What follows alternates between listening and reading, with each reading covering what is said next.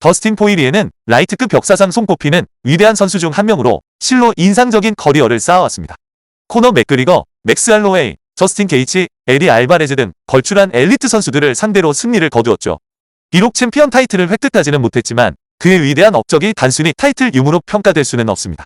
그는 이미 명예의 전당에 헌액될 자격을 충분히 갖춘 선수라고 할 수 있습니다. 대부분의 선수들은 전설적인 반열에 오르기 위해 챔피언 벨트를 필수 조건으로 생각합니다. 하지만 더스틴 포이리에는 예외입니다. 그가 치른 타이틀전들은 모두 당대 최고의 선수들을 상대로 펼쳐졌기 때문입니다. 첫 번째 타이틀전에서는 역대 라이트급 최강자로 불리는 하빕 누르마고메도프를 만났습니다. 이후 더스틴은 UFC 역사상 가장 위협적인 피니셔로 평가받는 찰스 올리베이라와 맞섰고, 이어 우리가 보아온 가장 뛰어난 선수 중 한 명인 이슬람 마카체프와도 대결했습니다. 총 3번의 타이틀전에 진출했다는 사실만으로도 더스틴이 얼마나 위대한 선수였는지를 충분히 입증합니다. 더스틴 포이리에는 맥스 할로웨이와 3번째 경기를 치렀으며 두 선수의 상대 전적은 더스틴이 2승 1패로 앞서고 있습니다. 첫 번째 경기는 두 선수의 커리어 초창기에 열렸습니다. 두 번째 경기는 더스틴이 전성기를 구가하던 시기에 이루어졌고, 맥스는 아직 라이트급 체급에 완전히 적응하지 못한 상태였습니다. 세 번째 대결에서 맥스는 완벽하게 준비된 모습을 보였지만 더스틴은 여전히 날카로운 기량을 유지하면서도 전성기의 최고 수준에는 미치지 못했습니다. 더스틴은 이제 전성기를 지났습니다. 두 번째 경기에서 보여주었던 속도와 날카로움은 이전보다 무뎌졌습니다. 그 이후로 기량이 다소 하락한 것은 사실이지만 여전히 상대를 압박할 수 있는 능력은 가지고 있습니다. 맥스는 이번 경기에서 뛰어난 적응력을 보여주었습니다. 그는 전진하는 더스틴에게 강력한 오른손 바디킥으로 끊임없이 반격했고, 이는 더스틴을 주춤하게 만들었습니다. 맥스는 뒤로 스텝을 밟으면서도 바디킥을 날리는 화려하면서도 효과적인 태권도식 기술을 선보였습니다.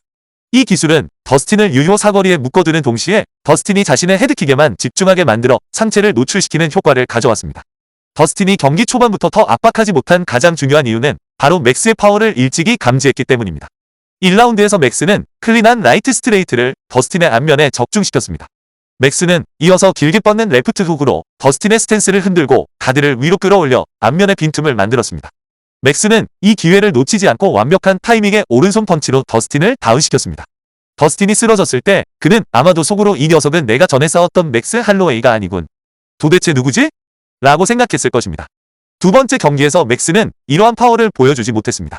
당시에는 라이트급 적응이 충분치 않았기 때문이었죠. 하지만 이제 155파운드의 맥스는 훨씬 더 강력한 펀치를 구사합니다.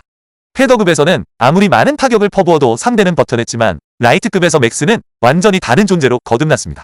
그의 오른쪽 스트레이트는 경기 초반 더스틴을 흔들었고, 이어진 깔끔한 왼쪽 어퍼컷은 더스틴을 다시 한번 다운시켰습니다. 맥스 할로웨이는 실로 엄청난 선수입니다. 더스틴의 눈에는 당혹감이 역력했습니다. 그는 자신이 이전에 상대했던 맥스 할로웨이가 아니라는 것을 깨달았던 것이죠.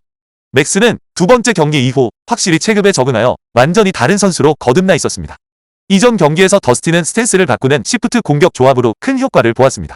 즉, 스탠스를 바꾸며 교란성 펀치를 날린 후 맥스가 길고 큰 스텝으로 후퇴할 때 강력한 오버핸드를 적중시키는 전술이었습니다.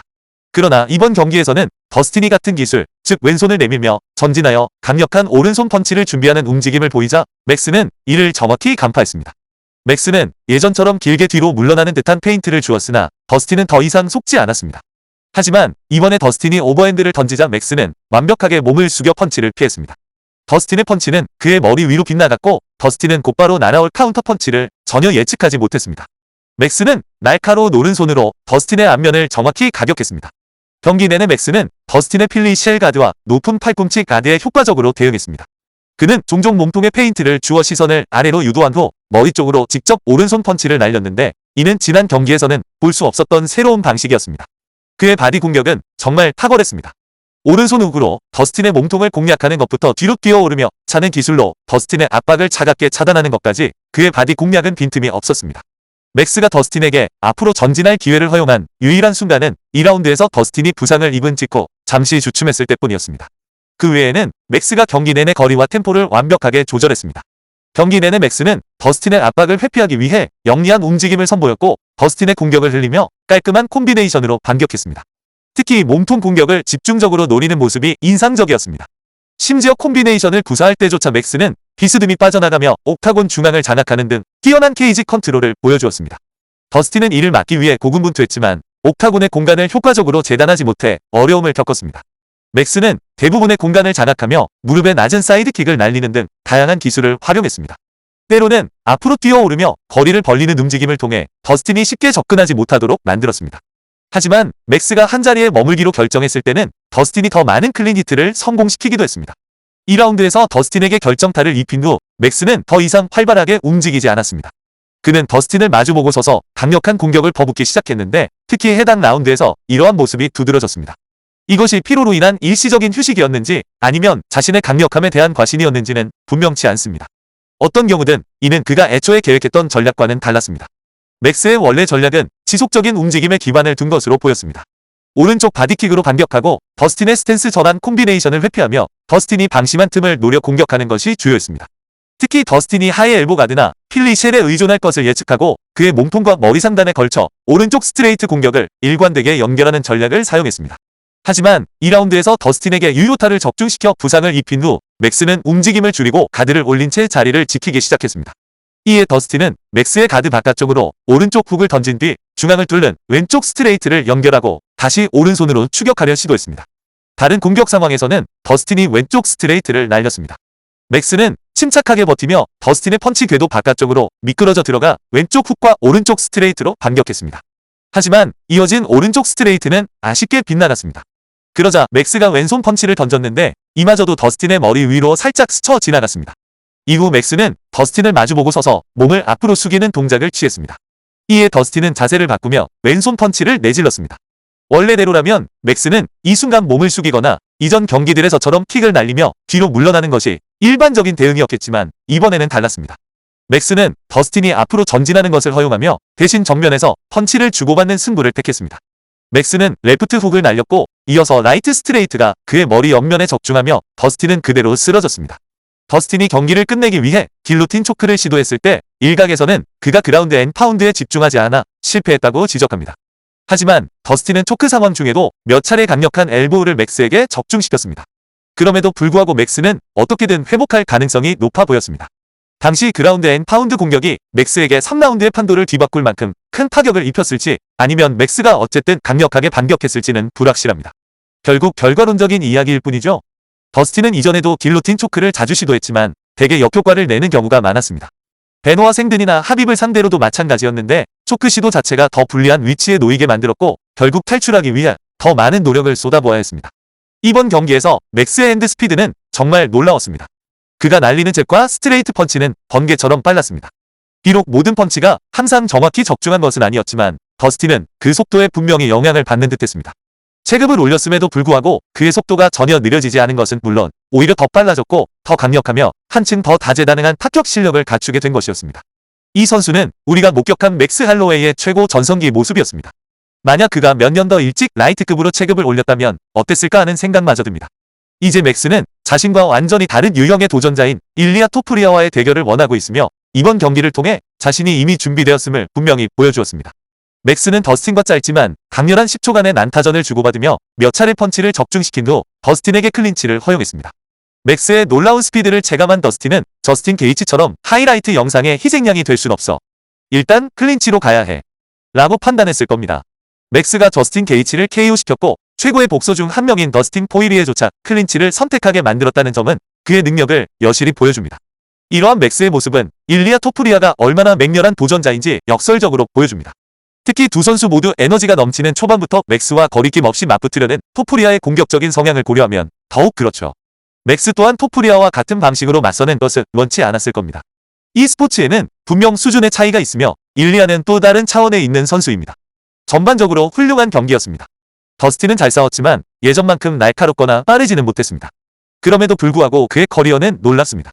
코너 맥그리거 그리고 맥스 할로웨이와의 라이벌 관계만으로도 그는 이미 전설의 반열에 올랐습니다. 더스틴은 에디 알바레즈와 2번, 저스틴 게이츠와도 2번 경기를 치렀습니다. 그는 이 스포츠에서 최고 수준의 선수들과 여러 번 맞붙었습니다.